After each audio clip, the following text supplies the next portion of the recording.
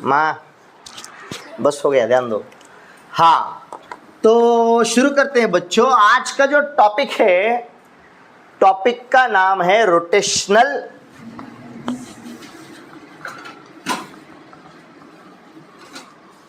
Motion, rotational dynamics, ये इसी को बोलते हैं rotational mechanics. Rotational dynamics, rotational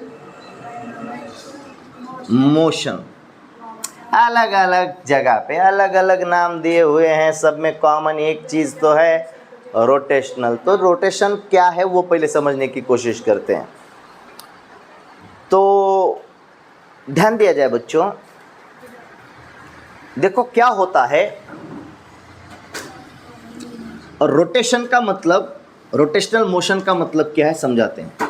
हमने इससे पहले शायद एक बार आपको समझाया था कि मोशन कई प्रकार के होते हैं। मान लो केंद्र है, कोई केंद्र समझते हो, सेंटर है, सेंटर, और सेंटर के बाजू में बॉडी घूम रही है। किसी सेंटर के बाजू में बॉडी घूम रही है, तो सेंटर दिख रहा है कि अब दिख रहा है? ठीक, नहीं भी दिखा तो कंसीडर कर लो सेंटर है। तो सेंटर के बाजू में बॉडी क्या करती है? रोटेट करती है। जैसे कि आपको एग्जांपल दिया था, सूरज है, धरती उसके बाजू में चक्कर काट रही है। किसी सेंटर पॉइंट के बाजू में, किसी सेंटर पॉइंट के बाजू में अगर कोई बॉडी घूमे, उसको कहा जाता है सर्कुलर मोशन। क्या कहते हैं बोलो? Circular motion. ये सर्कुलर मोशन है। क्या धरती इसके बाजू में घूमते घूमते खुद के भी बाजू में घूम रही है? ये रही अर्थ। क्या ये खुद के बाजू में भी घूम रही है? जब घूम रही है तो मैंने एक इमेजिनरी लाइन कंसिडर किया सेंटर से पास करने वाली, जिसको आप नॉर्थ साउथ पोल बोलते हो। मान लो ये नॉर्थ और साउथ पोल है, उसके बाजू में बॉडी घूम रही है कि नहीं? नॉर्थ और साउथ पोल के बाजू में बॉडी घूम रही है, उसको हमने एक एक्सिस माना। क्या माना? एक्सिस। एक इमेजिनरी एक्सिस है। जब बॉडी किसी एक्सिस के बाजू में घूमे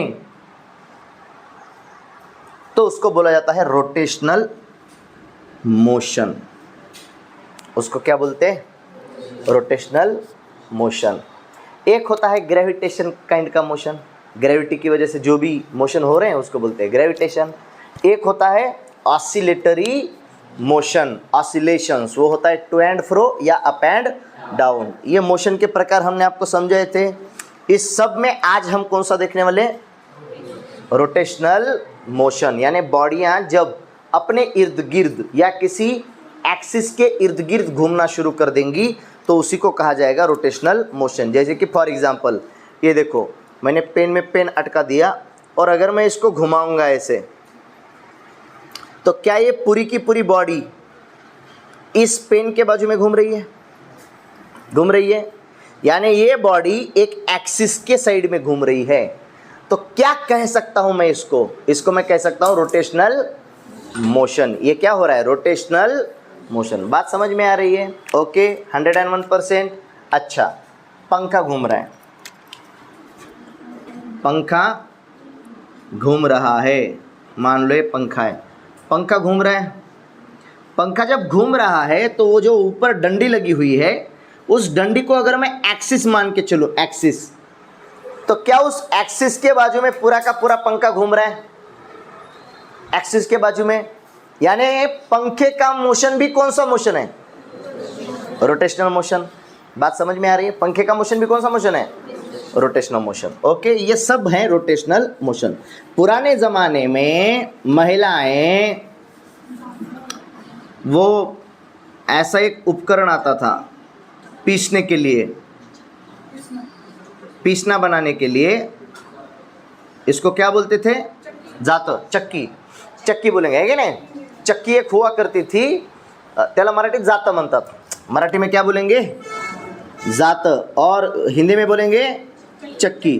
तो ऐसी एक चक्की आती थी, एक के ऊपर एक पत्थर रखा जाता था और फिर इसके अंदर वो गेहूं या दाल जिसका भी पिसना बनाना है ना वो डाला जाता था, है कि नहीं। जिसका पाउडर बनाना है आपको तो गेहूं डाल दिए, वो डाल दिए। अब पुराने ज़माने की महिलाएं ये करती थी और ये जब किया जाता था तो बुढ़ी बुढ़ी औरतें करीब आके बैठती थी और बुढ़ी बुढ़ी औरतें फिर करीब आके बैठ के वो करते करते गाना भी गाती, भाई जी बाबा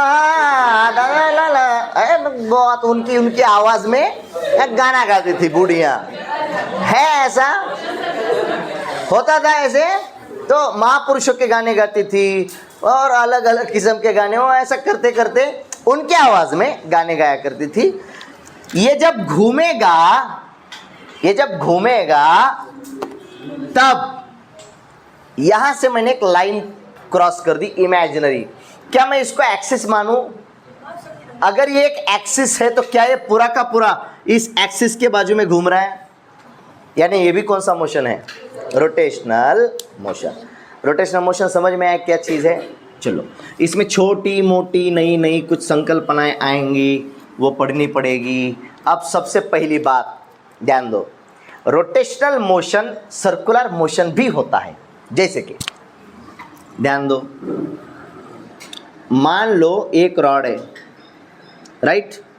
इस रॉड को मैंने यहाँ पे फंसा दिया किसी खीले में और यहाँ पे सुराख लगा के किसी खीले में उसको फंसा दिया।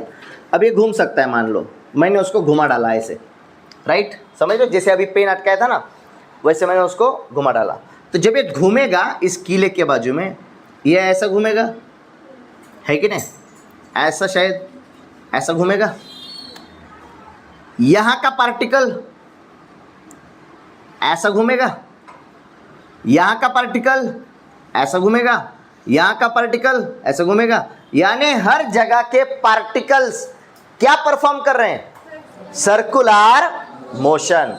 हर पार्टिकल क्या कर रहा है? Circular motion. और पूरी की पूरी बॉडी क्या कर रही है?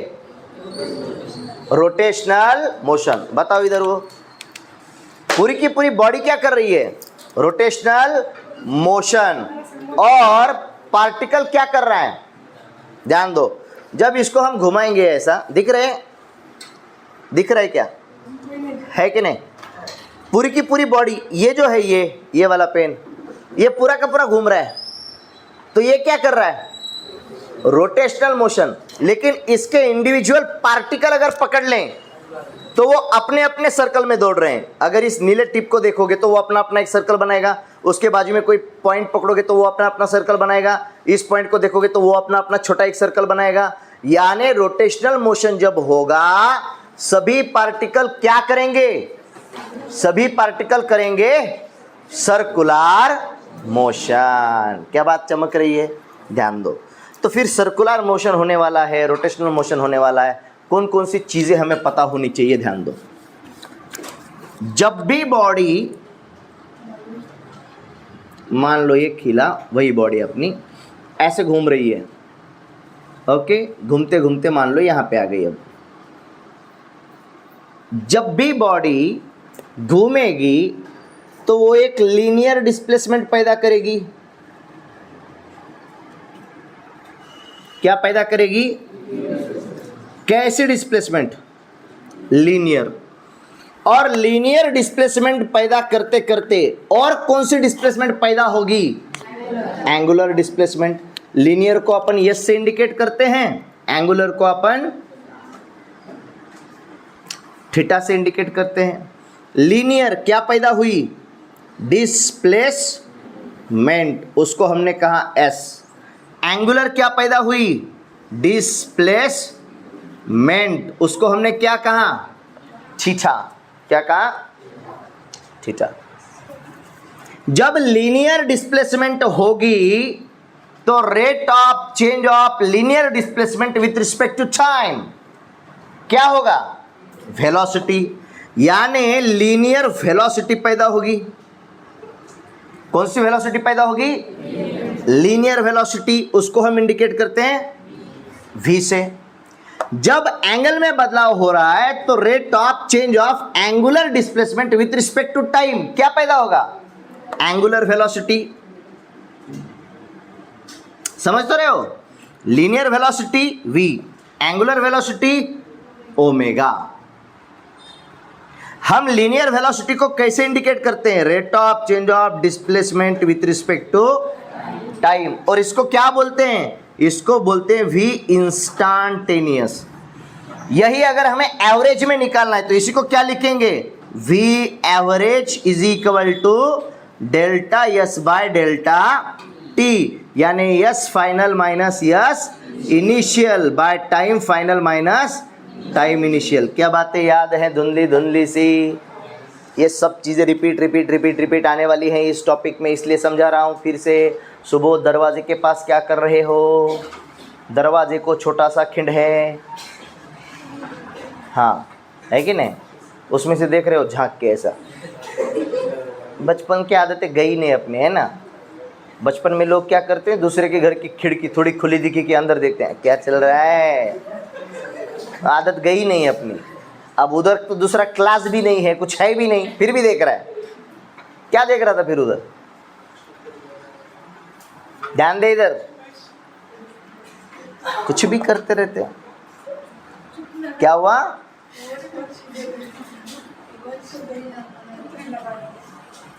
अच्छा, वहां पे कुत्ती को देख रहा था। हाँ, कुत्ती बैठती है उसको देख रहा था क्या? क्या बच्चे हैं, अरे कुछ भी करते हो क्या? ध्यान दो इधर, दरवाजे को छोटा सा होल है, उसमें से ऐसे देख रहा है छुप छुप के बाहर की तरफ। देख भी किसको रहा? कुत्ती को। ध्यान दो इधर, ये जो ओमेगा है इसको भी हम लिखते हैं ओमेगा इंस्टेंटेनियस। ये होता है rate of change of angular displacement with respect to time. और इसी को हमने कहा ओमेगा एवरेज भी।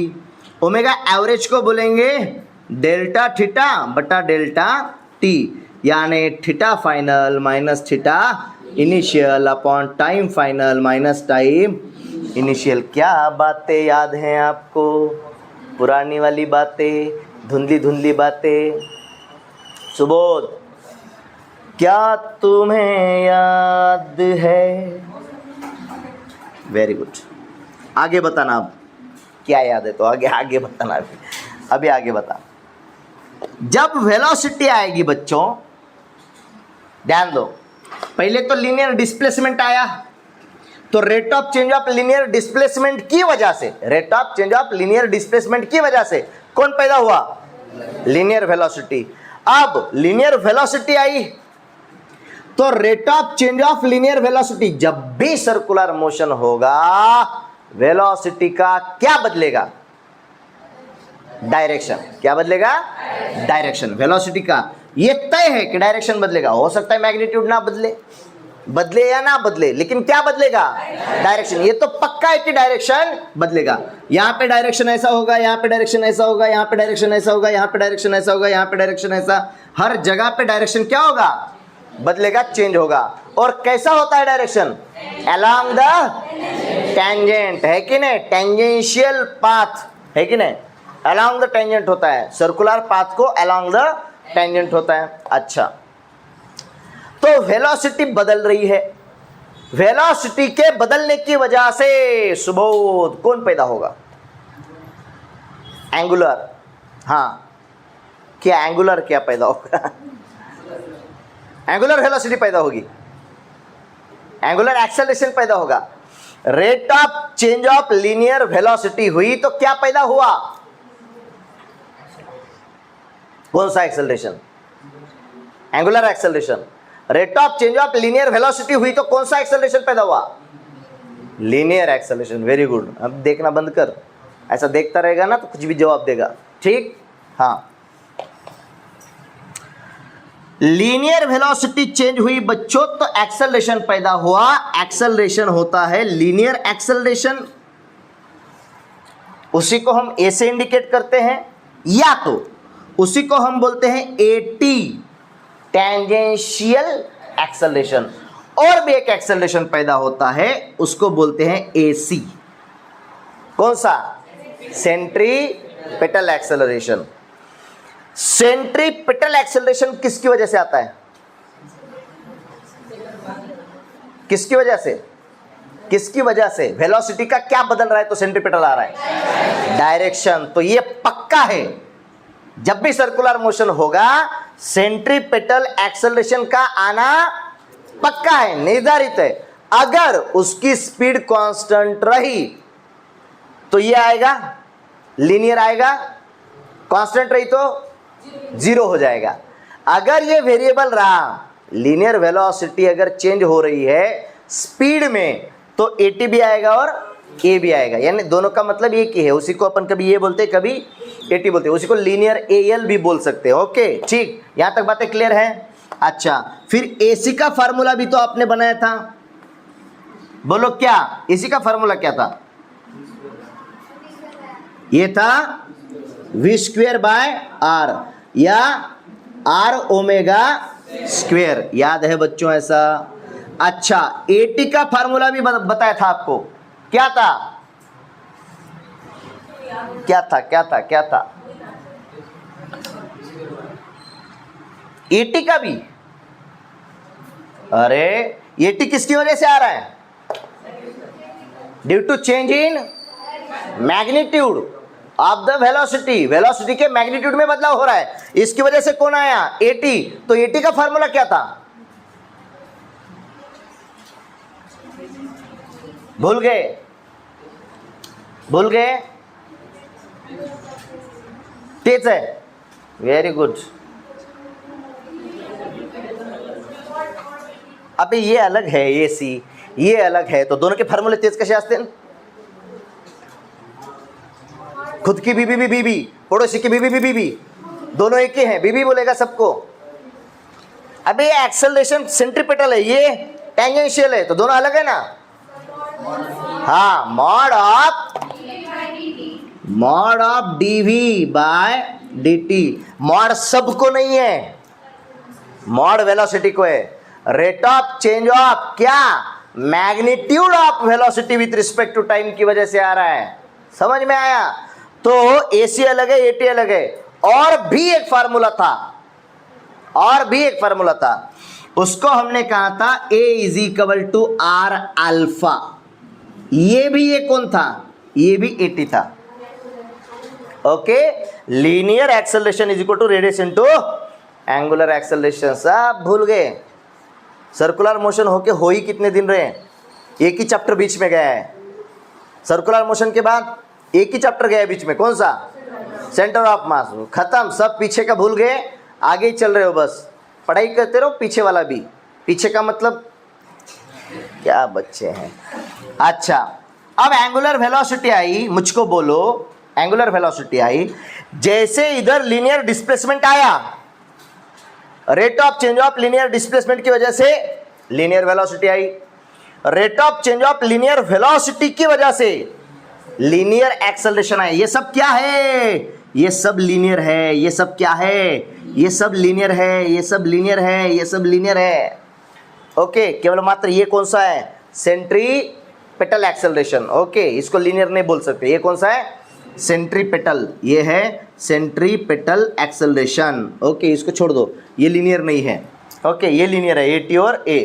अब ध्यान दो, जैसे लीनियर डिस्प्लेसमेंट की वजह से वेलोसिटी आई, वेलोसिटी की वजह से एक्सेलरेशन आया, वैसे ही rate of change of linear displacement जैसे था, वैसे rate of change of angular displacement, rate of change of angular displacement की वजह से कौन आया?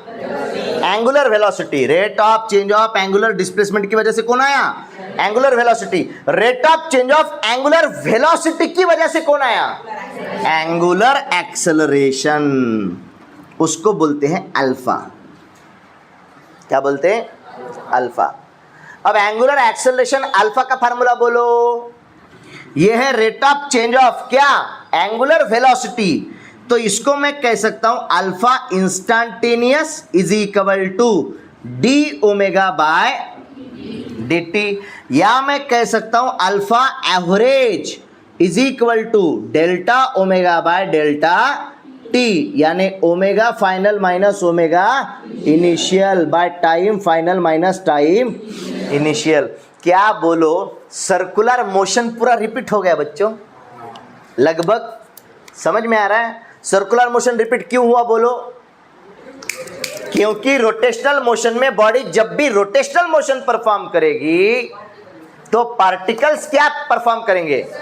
Circular motion. घर पे जाने के बाद वो बुड्ढियों को देखना, वो हिलाते हुए, वो जो होता है ना, क्या बोलते हैं उसको, जाता या क्या बोलते हैं उसको, चक्की। हाँ, तो उनको गाने भी पूछना, भाई वाहे महोदय, ऐसा गाना गाती थी और वो घुमाती थी, तो वो देखना, वो पूछना, वो क्या है?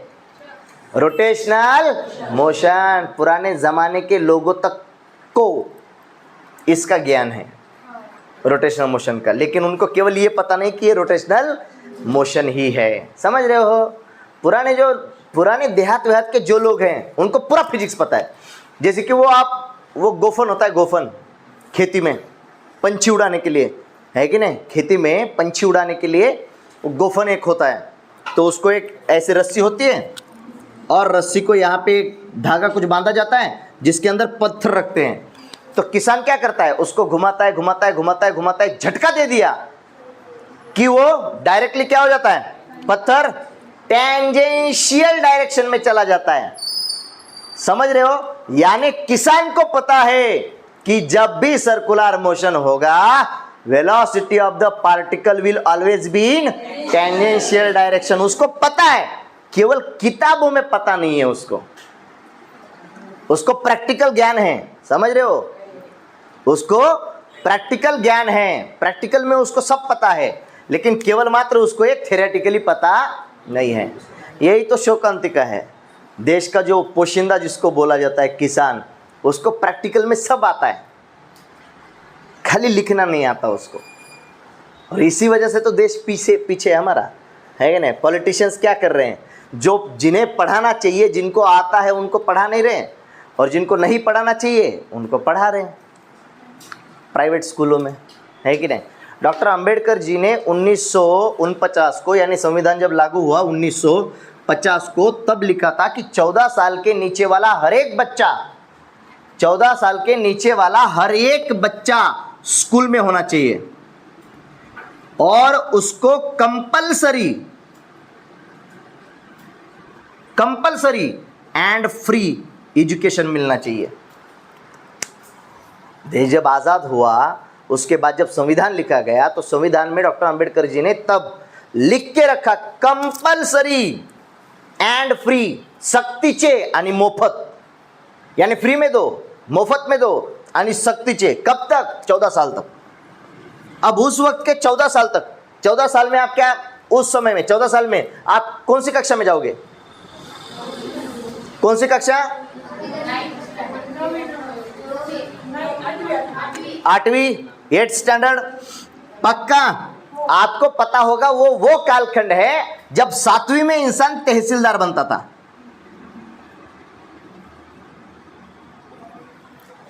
अरे ये वो कालखंड है जब 7वीं में इंसान क्या बनता था? तहसीलदार बनता था। पहला जो बोर्ड था वो 4थी में था। यानी जब संविधान लिखा गया तो डॉक्टर अंबेडकर जी ने क्या कहा था? उन्होंने कहा था कि इंसान को फ्री एंड कंपलसरी, कंपलसरी समझो, सख्तीच, इच्छा है नहीं है कुछ पता नहीं, बच्चे को लाके बिठाओ स्कूल में, कंपलसरी करो। यानी बच्चे को कंपलसरी और फ्री में तहसीलदार बनने तक का एजुकेशन देना चाहिए था। सरकार ने अब ये स्कीम शुरू कर दिया है। कब? अब। और आप बोल रहे हैं कि बच्चों को फ्री एंड कंपलसरी एजुकेशन देंगे। कब? 14 साल तक। अब 14 साल में बच्चा क्या बनेगा? 14 साल में तहसीलदार बनेगा। यानी आज की तारीख में अगर ये रूल लगाना है तो कब तक पढ़ाना पड़ेगा? ग्रेजुएशन तक। कंपलसरी एंड फ्री कहां तक? ग्रेजुएशन तक पढ़ाना पड़ेगा, तब जाके ये सुविधा सही तरीके से काम में आएगी। यानी तो बहरहाल देश की सरकारें ऐसी होती है, चलो उतार लो, जो भी हुआ है उतार लो। समझ में आई है बहुत सारी बातें? क्या सर्कुलर मोशन का सब मामला समझ में आया? पूरा लगभग पूरा रिपीट हो गया है। और भी कुछ अच्छा एक छोटा सा मुद्दा और भी समझाता हूँ इसमें, इधर ध्यान दो, इधर ध्यान दो। एक छोटा सा मुद्दा और भी समझाता हूँ, बहुत प्यारा मुद्दा है। देखो सर्कुलर मोशन हो रहा था किसकी वजह से? सेंट्रीपिटल फोर्स की वजह से, यानी फोर्स की वजह से। यानी लीनियर में कोई ना कोई फोर्स होना चाहिए। अरे लीनियर में ये जो सब चीजें हो रही हैं, डिस्प्लेसमेंट हो रही है, एक्सेलरेशन आ रहा है, वेलोसिटी में बदलाव हो रहा है, ये किसकी वजह से हो रहा है? किसी ना किसी फोर्स की वजह से। तो इसके नीचे जगह नहीं बची, इसलिए मैं इधर लिख रहा हूं। ओके, ये है लीनियर और ये है एंगुलर। ये क्या है? एंगुलर। तो इधर लीनियर में होता है बच्चों फोर्स। लीनियर में जो चीजें बदलती है ना, लीनियर में जो एक्सेलरेशन वगैरह वगैरह आता है ना, किसकी वजह से आता है? फोर्स। और एंगुलर में ये आता है टॉर्क की वजह से। किसकी वजह से? टॉर्क। ये है उल्टा जे। अरे जब भी डिफिकल्ट चीजें आए ना, जे आता है। जे कौन आता है? हाँ तो उरपटा हो गया थोड़ा, जाने दो, उसमें क्या है, उल्टा हो गया, लेकिन आखिर जे ही तो है, उल्टा ही क्यों ना हो, जे है। वर्क वर्क वर्क, हाँ उधर पीछे वर्क। वर्क का यूनिट क्या है? जे।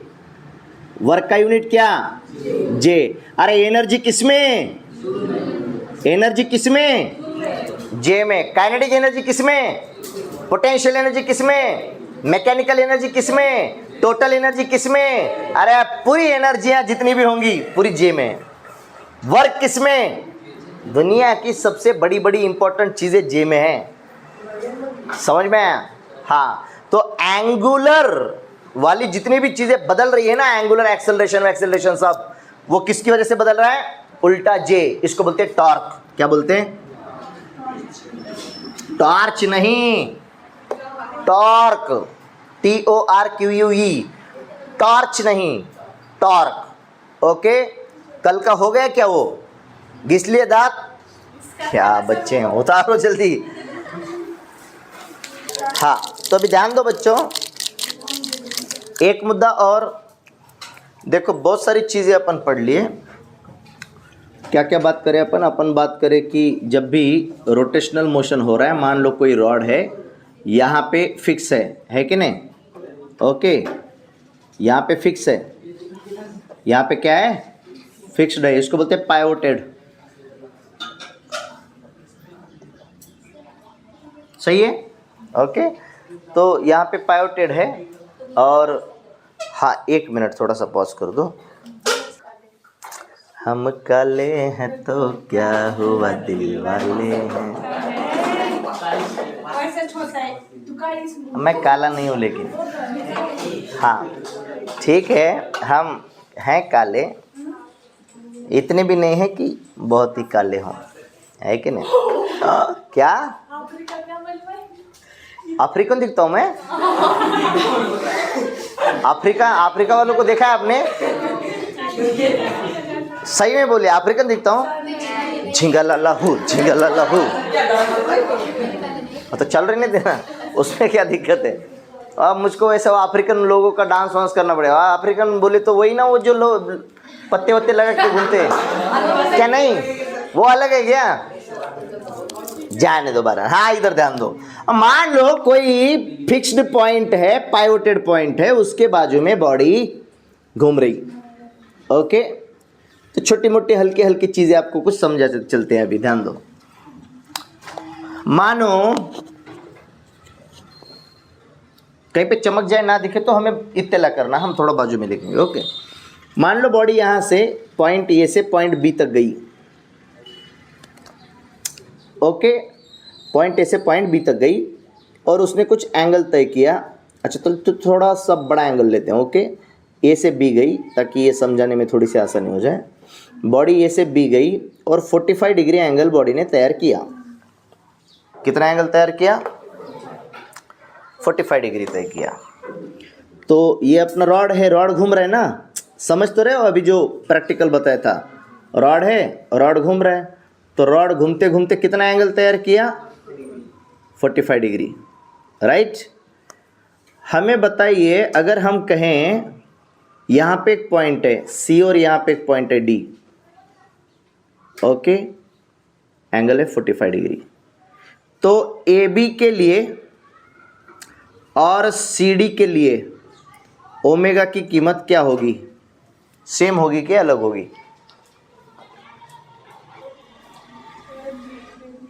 ओमेगा सेम होगी कि अलग होगी? सेम होगी, क्योंकि देखो ये यहाँ से मान लो 1 मिनट में 1 सेकंड, चलो 1 सेकंड पकड़ते हैं, 1 सेकंड में ये यहाँ से यहाँ तक आया, यहाँ से यहाँ तक आया 1 सेकंड में, तो 1 सेकंड में A ने B तक कितना एंगल तय किया? 45, और C ने D तक भी कितना किया? 45। तो इसलिए दोनों के लिए ओमेगा कैसा होगा? Omega will be same. Omega is always same for all the rotating particles of body. जो बॉडी रोटेट कर रही है उसके सब पार्टिकल के लिए ओमेगा की कीमत कैसे होगी?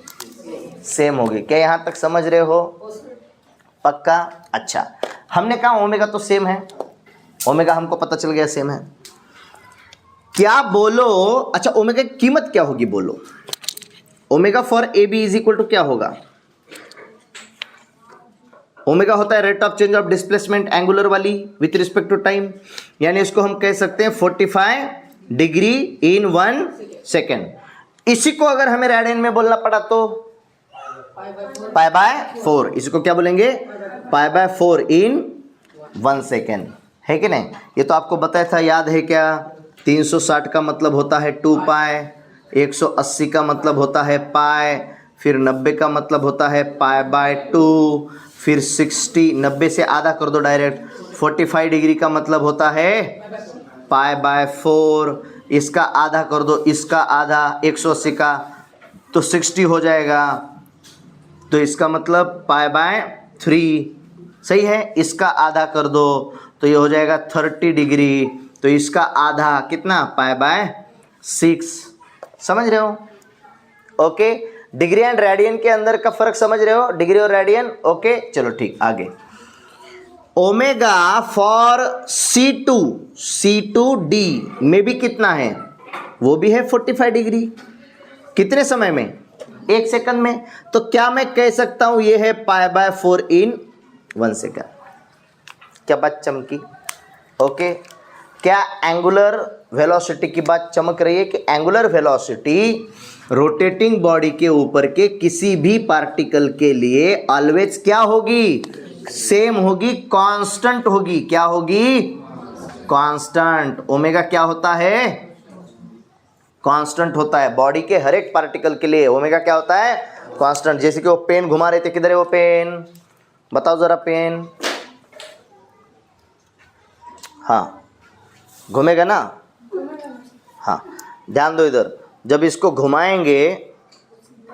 घुमाएंगे तो इसके हर एक पार्टिकल के लिए, यहां से लेके यहां तक के लिए, हर एक पार्टिकल के लिए ओमेगा क्या होगा? ऑलवेज सेम होगा, कांस्टेंट होगा। ओमेगा क्या होगा? कांस्टेंट होगा। ओमेगा की कीमत फिक्स होगी। अच्छा, पहली बात। दूसरी बात, ओमेगा का डायरेक्शन क्या है? Direction of omega along the tangent? नहीं, by right hand thumb rule या स्क्रू रूल, है कि नहीं? स्क्रू या राइट हैंड थंब रूल। अगर बॉडी ऐसे घूम रही है, अगर बॉडी ए से बी पे गई, तो जहां पे पार्टिकल है वहां पे keep the palm of your right hand, आपका राइट हैंड वहां पे रखो जहां पे बॉडी है, और जिधर रोटेशन हो रहा है उधर की तरफ हाथ को, फिंगर्स को कर्ल करो। फिंगर्स को कर्ल करने के बाद थंब जिधर निकले, that direction will be the direction of omega. क्या बात समझ में आ रही है? That direction will be direction of omega. यानी ओमेगा यहाँ पे ऐसा, यहाँ पे बाहर की तरफ निकल रहा है, समझ रहे हो? This is the direction of omega. अच्छा, जैसे ओमेगा है वैसे यहाँ पे लीनियर स्पीड भी होगी बच्चों। जैसे ओमेगा है, जैसे ये ओमेगा दिख रहा था, ओमेगा दरअसल यहाँ पे, समझ रहे हो ना? ये तो हम बताने के लिए लिख रहे हैं। वैसे यहाँ पे v भी तो होगा, v लीनियर वेलोसिटी। तो बोलो क्या a से b पॉइंट तक की वेलोसिटी और C से D तक की वेलोसिटी सेम है कि डिफरेंट है?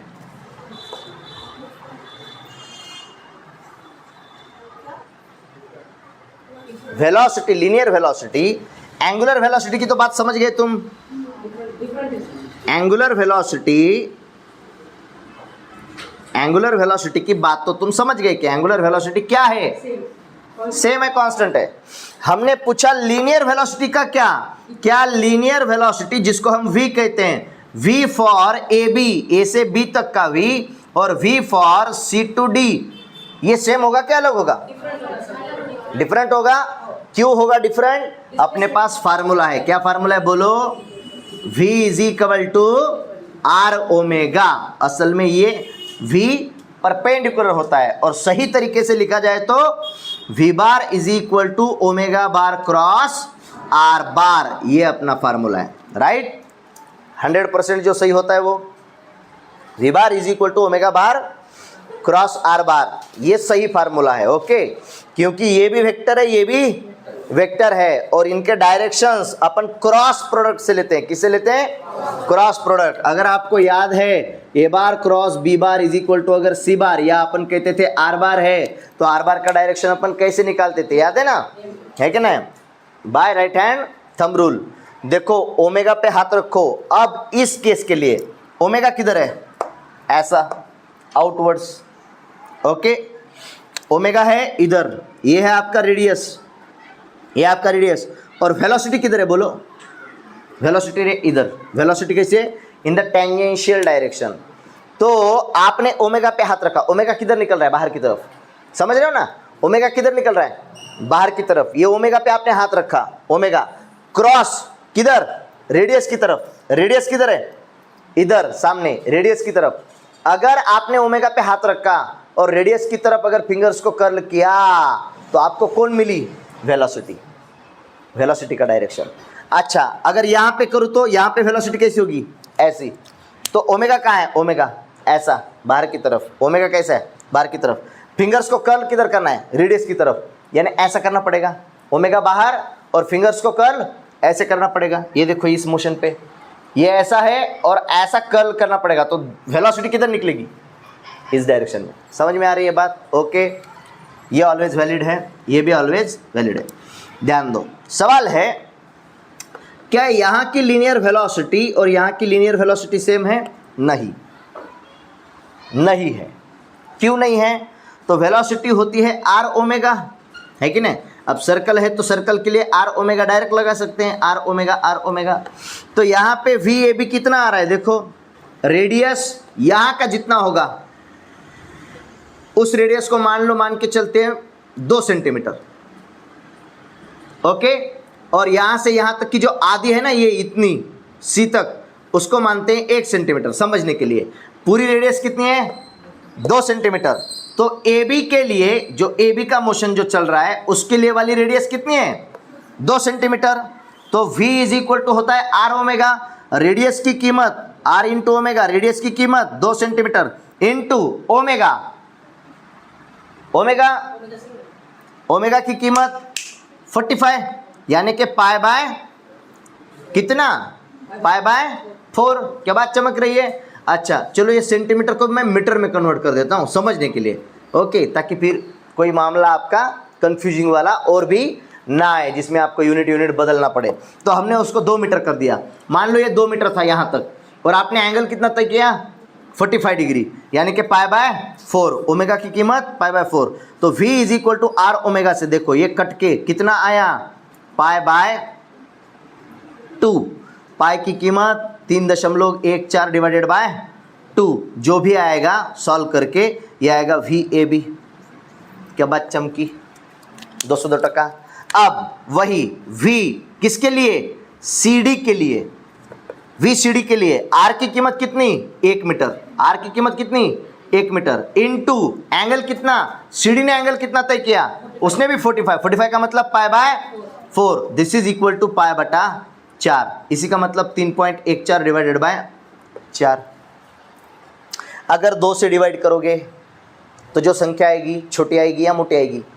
इसकी तुलना में 4 से डिवाइड करोगे तो संख्या 4 से डिवाइड करो, 2 से डिवाइड करोगे तो ये संख्या बड़ी आएगी कि 4 से डिवाइड करोगे तो ये संख्या बड़ी आएगी? ऊपर वाली बड़ी आएगी, नीचे वाली छोटी आएगी। यानी VAB ये बड़ा है VCD से। क्यों? क्योंकि VAB की रेडियस ऑफ AB बड़ी है रेडियस ऑफ CD से। समझ रहे हो? यानी कुछ पर्टिकुलर समय के लिए इसने इतना डिस्टेंस कवर किया तो इसने इतना ही डिस्टेंस कवर किया। बात चमक रही है? इसने ज़्यादा डिस्टेंस कवर किया, इसका मतलब इसकी वेलोसिटी ज़्यादा होनी चाहिए। इसने कम डिस्टेंस कवर किया, इसका मतलब इसकी वेलोसिटी कम होनी चाहिए। क्या दोनों में अंतर समझ में आ रहा है? पक्का ओमेगा और V की बातें समझ में आई हैं? उतार लो, कोई कंफ्यूजन तो नहीं है? लिखना इतना हो गया ना? तो एक बार गा के दिखाओ गाना। मैम इसका एक फेवरेट सॉन्ग है, एक बंगला बने प्यारा।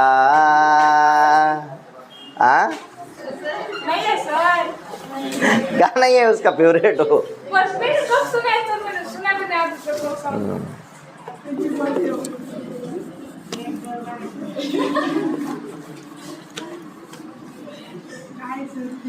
बंगले में हम रहे न्यारा, एक बंगला बने प्यारा।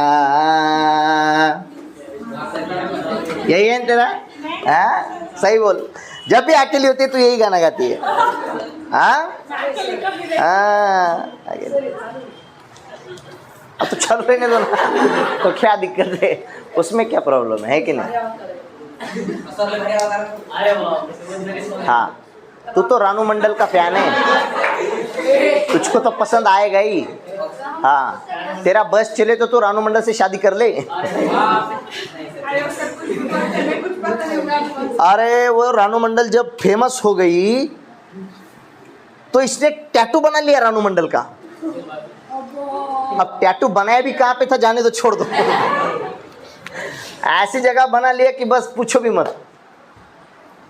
बहुत गाना फैन है वो रानू मंडल का। उसका भी कौन सा गाना फेमस हुआ था? हाँ बस एक ही गाना फेमस हुआ, तब से वो भी गुनगुनाता था। सुबोध कैसे गुनगुनाता था? तेरे मेरे तेरे मेरे, ऐसे ही ना। हाँ बहुत फेमस किया था तूने। अच्छा आओ मुद्दे पे। मान लो बच्चों आपको दिया है if theta is equal to 3t square plus 2 find omega and VT at 3 seconds if radius is equal to 3 meter। नजर चाहती है दीदार करना, ये दिल चाहता है तुम्हें प्यार करना। मन में लड्डू फूटा? सही बोल, फूटा कि नहीं फूटा? फिर क्या फूटा? हाँ चलो ध्यान दो बच्चों। हाँ मुद्दे पे आते हैं। मुद्दा है अगर थीटा की कीमत 3t स्क्वायर प्लस 2 है, हमें निकालना है ओमेगा और VT। ओके मैंने कहा omega is equal to rate of change of theta with respect to time. This is equal to G/dt of, बोलो थीटा की कीमत क्या? 3t square plus 2 is equal to 3t square का derivative क्या? 3 2 6t plus 2 का 0, क्योंकि वो क्या है? कांस्टेंट। तो ओमेगा की कीमत हमें मिल गई 60 पर हमें क्या पूछा गया है? लेकिन हमें पूछा गया है एट 3 सेकेंड। तो हमने कहा omega at t is equal to 3 second is equal to 6 into 3 बराबर 18। इसका बुजुर्ग इंसान बताओ, इसका ऐसा यूनिट क्या होगा? वेरी गुड, रेडियन पर सेकेंड स्क्वायर। रेडियन पर सेकेंड स्क्वायर हाँ, रेडियन पर सेकेंड, स्क्वायर नहीं बोलना, ओके, रेडियन पर सेकेंड। अच्छा, यहीं पे हमें बोला गया कि वी फाइंड करो, तो हमने कहा V T is equal to R omega, this is equal to आरची, कीमत कितनी है 3, आरची कीमत कितनी है 3, इंटू ओमेगा की कीमत, ओमेगा की कीमत कितनी है एट 3 सेकेंड, है कि नहीं, एट 3 सेकेंड कितनी है 18, this is equal to 3 into 18, करो गुणाकार, जो भी आएगा किसमें, मीटर पर second, v T is equal to, आपके लिए छोड़ दिया, करो पक्का 100%, 54, वेरी गुड, लिख लो फिर, जल्दी जल्दी जल्दी जल्दी, चार्जिंग कम हो रहा है। चलो ध्यान दो, थोड़ा सा इसका आखिरी एंड कर लेते हैं। अरे हो गया है क्या सभी का लिखना, ध्यान दो, मान लो बॉडी ऐसे घूम रही, ये घूम रही बॉडी ऐसी, और अल्फा की कीमत कुछ निगेटिव आई, ओमेगा की कीमत पॉजिटिव आई,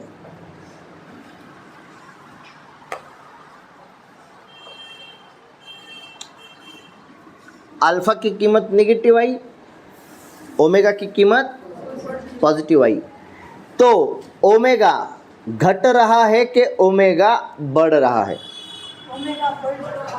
ओमेगा इंक्रीजिंग और डिक्रीजिंग, इंक्रीजिंग, पक्का, श्योर, रॉन्ग, ओमेगा घट रहा है,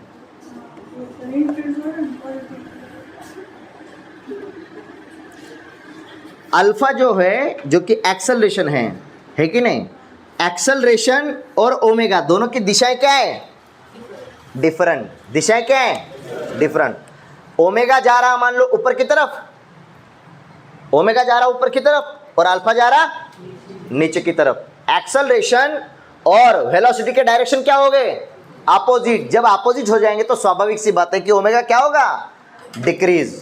अच्छा, अल्फा पॉजिटिव आया और ओमेगा निगेटिव आया, अल्फा पॉजिटिव आया ओमेगा निगेटिव आया, तो भी डिक्रीज, दोनों के डायरेक्शन क्या है, अपोजिट। अगर अल्फा निगेटिव ओमेगा भी निगेटिव तो ओमेगा इंक्रीज, अल्फा पॉजिटिव और ओमेगा भी पॉजिटिव तो ओमेगा इंक्रीज करेगा। क्या बातें चमकी हैं, पक्का। यहां पे क्या हो रहा है, डिक्रीज, हाँ डिक्रीज हो रहा है, और यहाँ पे क्या हो रहा है, इंक्रीज हो रहा है। क्या 101% सब बातें समझ में आई हैं आज के लेक्चर तक? अभी वो थीटा वीटा देख के बहुत सारे प्रॉब्लम में छुड़वा सकता हूँ, लेकिन अपन सर्कुलर मोशन में बहुत सारे छुड़ा चुके हैं, उसको छोटे मोटे न्यूमेरिकल यहाँ पे और छुड़ाने की कोई आवश्यकता नहीं है। सर्कुलर मोशन के इसमें अपन बहुत सारे न्यूमेरिकल्स इसके देख चुके हैं। अगला यहाँ से आगे अब असल में टॉपिक आपका शुरू होगा रोटेशनल वाला। बात समझ रहे हो? ये तो अभी तो इंट्रोडक्शन हुआ रोटेशनल का। क्या बात सही है, समझ में आया है? पक्का 202%, 101% खत्म किया जाए। उतार लो जल्दी से। नजर चाहती है